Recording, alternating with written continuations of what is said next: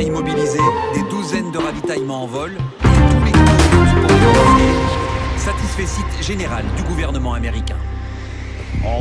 Toutes nos armes de précision ont frappé où nous le voulions et ont eu l'effet désiré, particulièrement à Fordo, notre cible prioritaire.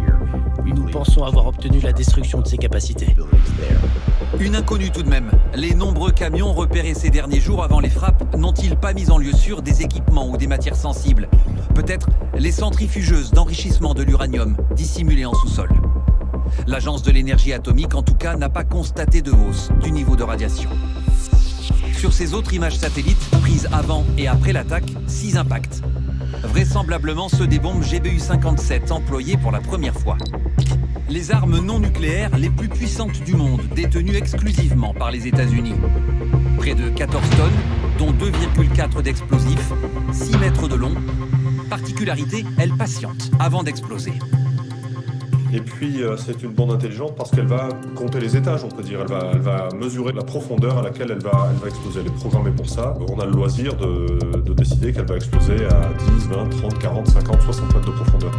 Pour détruire les infrastructures souterraines, un détecteur laser, un pénétrateur en acier très résistant, l'explosif et des ailettes de stabilisation. L'engin est largué par le B-2, un avion aux performances elles aussi uniques. D'abord une autonomie gigantesque, 50 heures de vol selon l'US Air Force.